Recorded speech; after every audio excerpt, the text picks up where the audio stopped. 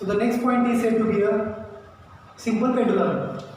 So in the last year we had a discussion on simple pendulum in the chapter kinematics equations. त्याच्यामध्ये आपण simple पेंडुलमचं equation पण find केलं होतं, किती डिस्प्लेसमेंटला pendulum maximum डिस्टन्सला जाईल आणि परत मेन पोझिशनला येईल.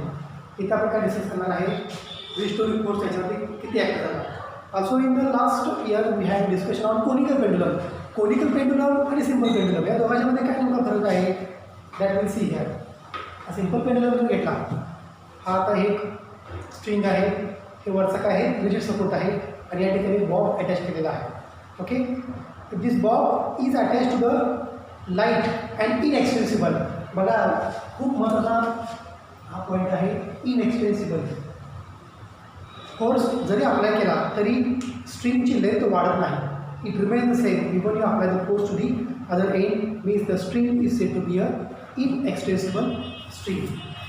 When bob performs oscillation, mean position, extreme position, mean position, extreme position and mean position, म्हणजे हा काय झाला सिंपल पेंडुलम. पण हा पेंडुलम ऑसिलेशन्स कसे परफॉर्म करतो बघा, सर्कलच्या सर्कम्फरन्सला याचे ऑसिलेशन्स आहे. जर असा पेंडुलम घेतला, हा ऑसिलेशन्स कसे परफॉर्म करतोय, असा परफॉर्म करतोय. म्हणजे जर मी हा सेंटर घेतला तर काय होणार आपल्याला, circle. So it performs oscillations as A arc of the circle. आणि कोनिकल पेंडुलम जर घेतला तर हा सिंपल पेंडुलम असा आहे आणि कोनिकल कसा असणार आहे, असा असणार आहे. म्हणजे बघा कोनिकल पेंडुलम हॉरिझॉन्टल सर्कल तयार करतो का, असा. सिंपल पेंडुलम असा आहे आर्क ऑफ दी सर्कल. म्हणजे याच्यामध्ये ऑब्जेक्टची मोशन कशी आहे, सर्क्युलर मोशनमध्ये, व्हर्टिकल सर्क्युलर मोशनमध्ये आहे. आणि कोनिकल पेंडुलम हा असा फिरणार आहे, म्हणजे हा हॉरिझॉन्टल सर्कलमध्ये फिरणार आहे. हा मेजर डिफरन्स आहे सिंपल पेंडुलम आणि कोनिकल पेंडुलममध्ये, जो पॉईंट आपण लास्ट वेळी डिस्कस केला होता. Now we find here restoring force and its relation with the displacement. There is a rigid support, string attached. The string is said to be light and inextensible. Light म्हणजे याचं weight खूपच कमी आहे आणि force जरी आपल्याला केला या स्ट्रिंगला तरी ती स्ट्रिंग काय होणार आहे, स्ट्रेस किंवा स्ट्रेन त्याच्यावर कुठलाही इफेक्ट होणार नाही. Means the length of the string remains the same.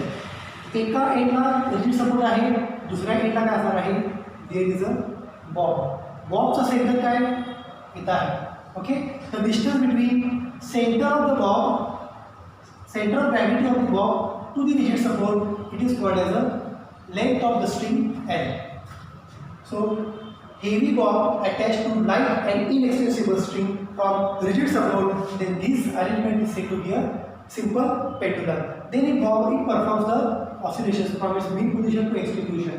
मग extreme position of bob जर गेला तर असा असणार आहे, करेक्ट.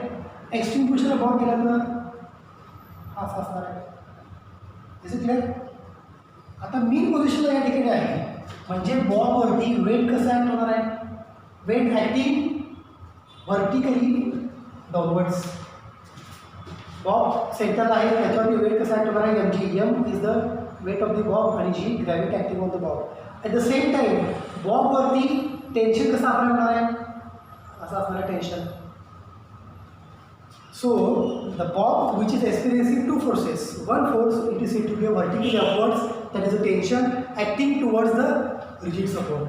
Tension जे असणार आहे स्ट्रिंगमध्ये कसं असणार आहे, vertically upwards and towards the rigid support.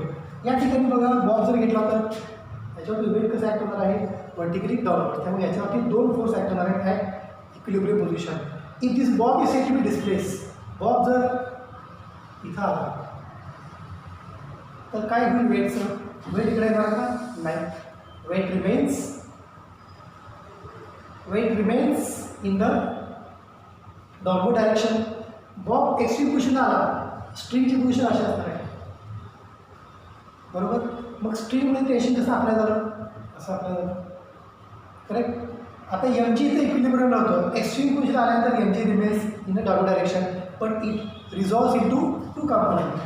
कुठले कंपोनंट आहेत ते दोन component, one is a sine and second is a cos. त्यामुळे एक एम जी दोन कंपोनंटमध्ये डिवाइड झालं. एम जी कॉस थिटा आणि एम जी साइन थिटा ते आपण आता या ठिकाणी डिस्कस करणार आहे. एक्स्ट्रीम पोझिशनला जर बॉब गेला तर एम जी कशामध्ये स्प्लिटअप झालं, दोन कंपोनंटमध्ये. One is M G sine theta, दुसरा कसा असणार आहे कंपोनंट एम जी कॉस थिटा. आणि हे काय असणार आहे, tension acting in the bob. The angle at which the ball displaces from its mean position is said to be theta. मग हा अँगल थिटा आणि हा अँगल थिटा या दोघांची व्हॅल्यू सेमच असणार. बघा हे डिस्प्लेसमेंट, हा अँगल, हे डिस्प्लेसमेंट आणि हा अँगल दोन्ही व्हॅल्यू सेम असणार आहे. For simple pendulum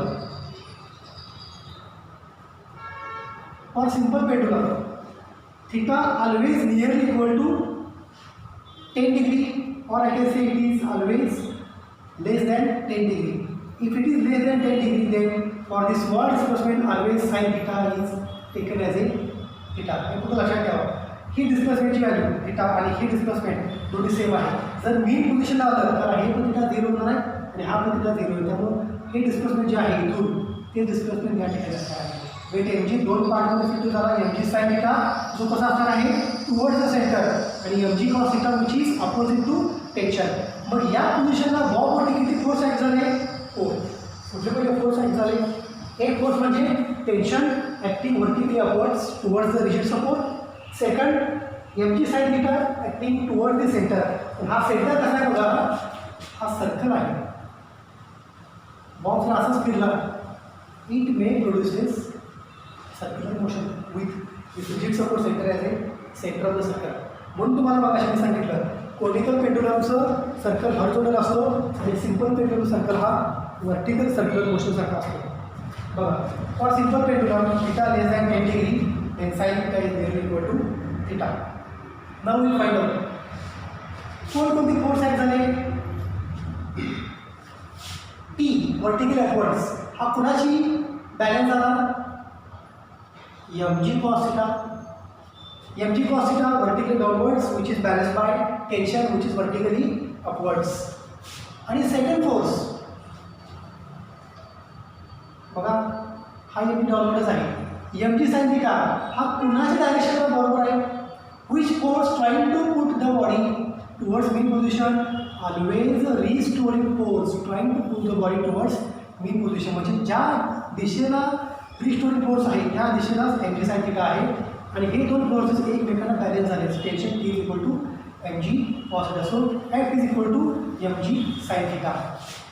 centripetal force circular motion लागली तर हा restoring force F is equal to m G sine theta. मी मायनस का घेतो, कारण थिटा इकडे वाढत गेला आहे, रिस्टोरिंग फोर्स त्याला अपोजिट या डायरेक्शनला आपल्याला आहे. त्यामुळे तो फोर्स थिटा कमी करण्याचा प्रयत्न करणार आहे. That's why pendulum this bob with this pendulum arrangement comes to the mean position. त्यामुळे F is equal to minus M G sine theta. हे क्वेश्चन असं का घेतलं, कारण रिस्टोरिंग फोर्सची डॅमेजेस आहे.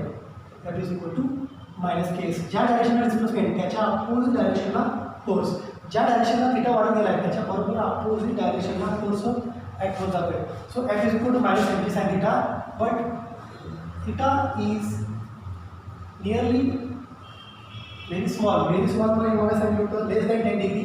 therefore sin theta is nearly equal to theta. therefore f is equal to minus mg theta. this is equation 1. आता बघा mean position, extreme position, total displacement x consider करतो. I can consider this total displacement as a x. आणि length किती आहे पेंडुलमची बघा, इथून बॉबच्या सेंटरपर्यंत काही मुलं काय करतात तिथेपर्यंत घेतात लेंथ नाही. सेंटर ऑफ ग्रॅव्हिटीपासून बघा हा बॉब सर्क्युलर आहे, त्याची रेडियस r आणि ही लेंथ l. मग l प्लस r काय देणार आहे, total length of the pendulum. Rigid सपोर्टपासून इथंपर्यंत त्या स्ट्रिंगची लेंथ l आणि बॉबच्या सेंटर घेतला तर याची रेडियस ही r. त्यामुळे l प्लस r काय देणार आहे, total length of simple pendulum l. मग थिटा का डिफाइन करणार आहे सिंपली आहे बघा, theta is equal to x by l, arc upon radius. आता ही रेडियस का म्हणतोय मी बघा, हा बॉल काय करतोय, हा सर्क्युलर मोशनमध्ये जर फिरला तर हा सेंटर असणार आहे आणि हा आउटर एज असणार आहे, म्हणजे इथून इथंपर्यंत ही त्याची सर्कलची रेडियस असणार आहे. So arc upon radius that gives always angle. So this l plus r means total length of the pendulum it is l. So theta is equal to x by l. Therefore F is equal to minus mg into x upon L. This is equation 2. Okay, equation 1, f is equal to minus mg theta, but from figure theta is equal to x by L, that's why f is equal to minus mg x by L. Mass constant, gravity always constant 9.8. Length change होणार आहे का? नाही. Length remains same. कुठं जरी गेला सर्कलच्या पॉईंटला, इथला पॉईंट इथला पॉईंट घ्या, कॅपिटल एल रिमेन्स सेम, कारण ही एल आणि ही आर त्याचं कॉन्स्टंट असणार आहे. त्यामुळं m constant, l constant, g constant, so that I can say F proportional to minus x. तेच तर आहे रिस्टोरिंग फोर्स, के कॉन्स्टंट असतो, that's why F proportional to minus x.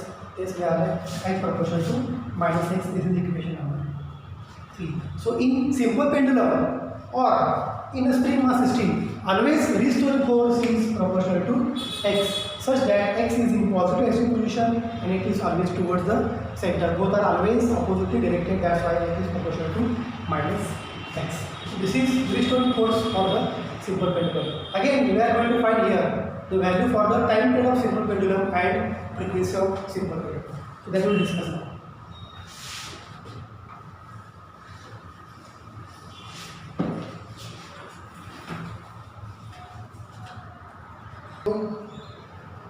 The next point will be a time period of the simple pendulum. Simple pendulum मध्ये काय असतो, restoring force always proportional to minus x. आता तो काहीतरी time period तो oscillation perform करला आहे, main position, extreme, main, extreme. आता या केसमध्ये एक ऑसिलेशन कधी कंप्लीट झालं बघा, हे इथं मीन आहे, हे इथं एक्स्ट्रीम आहे. जर सर्कल घेतला तर ही मीन, ही एक्स्ट्रीम, परत मीनला आला म्हणजे परत पेंडुलम मीनला आला, परत निगेटिव्ह एक्स्ट्रीमला गेला म्हणजे परत निगेटिव्ह एक्स्ट्रीमला आला आणि परत मीनला आला म्हणजे परत मीनला आला. म्हणजे याने अँगल किती कव्हर केला, टोटल 360 डिग्री. बघा, एक कंप्लीट रोटेशनमध्ये एक ऑसिलेशन कंप्लीट होते. मग याचा टाइम पिरियड काय, time period for one oscillation T is equal to 2 pi by omega. T is equal to 2 pi by omega. But आपण हे ओमेगा बघितलं होतं, ओमेगा इज इक्वल टू काय घेतलं होतं equation, T is equal to pi by omega. Omega is 2 pi by square root acceleration per unit displacement. हे आपण relation बघितलं होतं लास्ट लेक्चर, जरा बघितलं बघा. I think it will be the third lecture. Omega is equal to 2 pi upon acceleration per unit displacement. हे equation मी असं लिहितो, it is 2 pi by acceleration per unit displacement a by x. See, this is equation number 4. इथं आपण पेंडुलमचा time period calculate करत आहोत. T is equal to 2 pi by omega, but omega is equal to 2 pi upon square root a by x. मग या फॉर्ममध्ये काय घेतलं, omega is equal to 2 pi by acceleration per unit displacement, किंवा तुम्ही असं पण घेऊ शकता असता K by M is equal to omega square म्हणून omega is equal to root K by M. हे घेऊ शकतो असं, पण हे आपण घेतलं नाही. काय घेतलेलं आहे इक्वेशनमध्ये डिस्प्लेसमेंट आणि लेंथ ऑफ पेंडुलमचं फॉर्म आहे म्हणून या फॉर्ममध्ये आपण घेतलं आहे, कारण हे ए बाय एक्स इथं कुठंतरी नंतर येणार आहे. हा omega is equal to 2 pi upon a by x. From equation 2 बघा, F is equal to minus M G x by l. I can write this equation as a m a force म्हणजेच काय, mass of acceleration is minus mg x upon L. Mass gets cancelled. Therefore, A becomes minus gx upon L. That is gx upon L. Only magnitude मध्ये लक्षात घ्या. Actual equation काय minus G x by L. ते कसं घेतलं G x by L minus L काय घेतलं नाही कारण आपण काय घ्यायचं या ठिकाणी फक्त only magnitude. That's why A is equal to G x by L. Therefore A upon X is equal to G upon L. बघा equation F equal to minus M G X upon L. F equal to minus M G X upon L. F is equal to ma, therefore ma is equal to minus mgx upon L. Therefore a is equal to minus gx upon L, which can be written as gx upon L. Minus n is not getting here because we have taken only magnitude. Therefore a by x इकडे घेतले divide केलं त्यामुळे a by x is equal to काय मिळालं g by L. हे equation झालं 5. Put equation 5 and 4. Put equation 5 in 4 with. आता या ठिकाणी काय आपण काय कॅल्क्युलेट करायचं आहे टाइम पिरियड.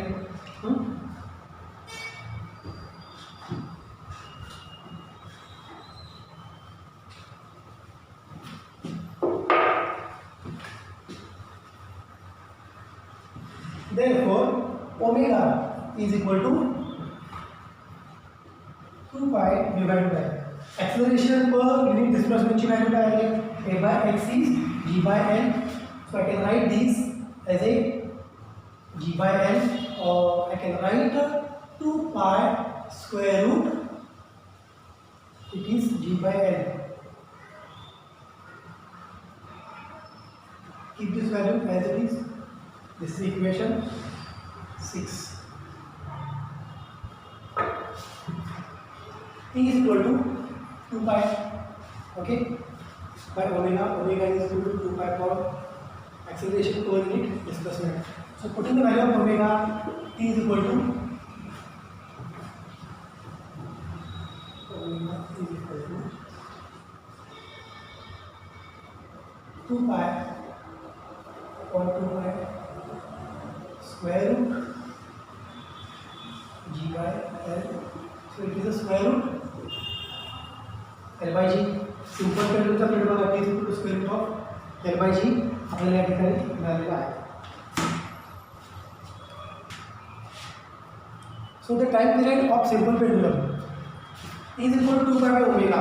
Omega ची value acceleration per unit displacement a by x. a by x काय घेतला आपण हे पण आपण डिस्कस केलं कारण मागासच्या इक्वेशन मध्ये ॲक्सेलरेशन आणि डिस्प्लेसमेंटची टर्म आली म्हणून या टर्म मध्ये आपण ते इक्वेशन घेतलं होतं. That's why we have taken simply root a by x here. Actually the formula is k by m is equal to omega. पण या इक्वेशनमध्ये k स्प्रिंग कॉन्स्टंट कुठेही आलेलं नाही आहे त्यामुळं a by x च्या फॉर्ममध्ये घेतलं आणि या सगळ्या स्टेप सॉल्व्ह करून आपण टाइम पिरियड कॅल्क्युलेट करायचा. So it is 2 pi square root g by l. Acceleration per unit displacement root a by x आहे. a by x ची व्हॅल्यू सिंपल पेंडुलममध्ये काय आहे a by x is g by l. So a by x is g by l put up केली तर काय मिळणार आहे 2 pi square root of l by g. This is equation number 7. Time period of simple pendulum is t is equal to 2 pi square root l by g. या equation मध्ये बघा बॉबच्या मासचा काही संबंध आहे नाही म्हणजे time period of simple pendulum is not dependent on mass of the bob in simple pendulum. तर time period proportional to square root of n. Time period of simple pendulum is directly proportional to square root of length of pendulum. याला काय म्हणतात it is called as a law of length. लक्षात ठेवा time period of pendulum is proportional to square root of length of the pendulum. It is called as a law of length. आणखी equation बघा time period of simple pendulum is inversely proportional to square root of acceleration due to gravity. It is called as a law of acceleration due to gravity. Law of acceleration due to gravity. आता या केसमध्ये time पिरियडचा आणि मासचा काही संबंध नाही आहे मग मी असं म्हणू शकतो T is independent. T is independent of mass of pendulum independent of mass of pendulum. मग या लॉलाच काय म्हणतात बघा please. Isochronous law. Time period is independent of mass of pendulum याला म्हणतात isochronous law. Time period is inversely proportional to square root of acceleration due to gravity याला म्हणतात law of acceleration due to gravity. Time period is directly proportional to length of the simple pendulum it is called as a law of length. त्यामुळे या एका इक्वेशनमधून 3 law define होतात. हे आता महत्त्वाचं आहे ॲज पर जे point of view. First, P proportional to square root L from equation 7. Second, P proportional to 1 plus square root G from equation 7. आणि या इक्वेशनमध्ये मासचा काही संबंध नाही त्यामुळे P is always independent of mass of simple pendulum. It is called as a isochronous law. त्यामुळे लक्षात ठेवा law of length, law of acceleration due to gravity and isochronous law. हे लक्षात ठेवा. T is equal to 2 by square root L by G. जर time period माहिती असेल are we able to find frequency of simple pendulum? Of course, yes. How to find frequency then?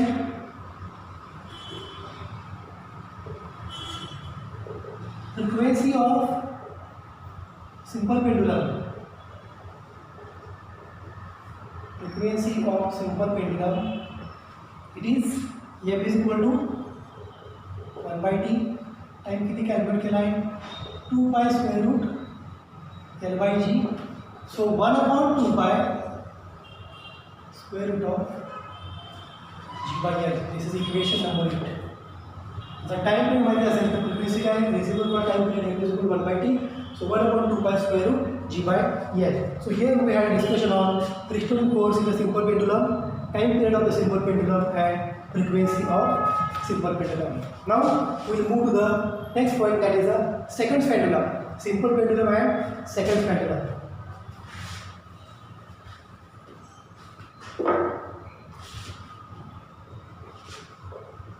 याची फक्त definition आहे तुम्हाला आणि त्याचा time period.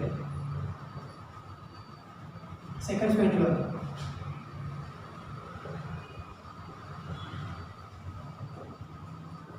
the time period of pendulum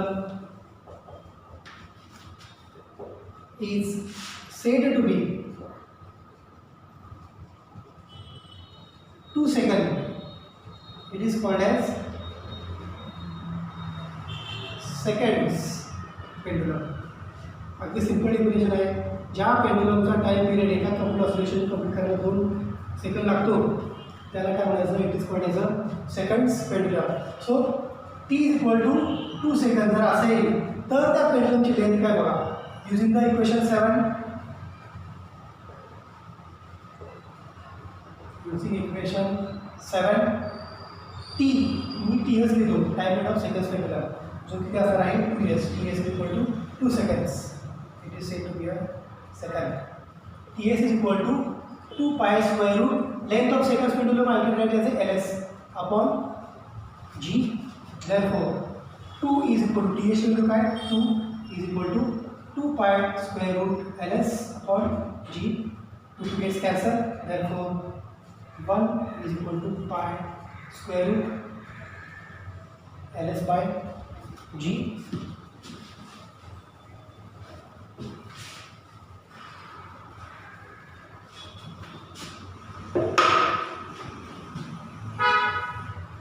Squaring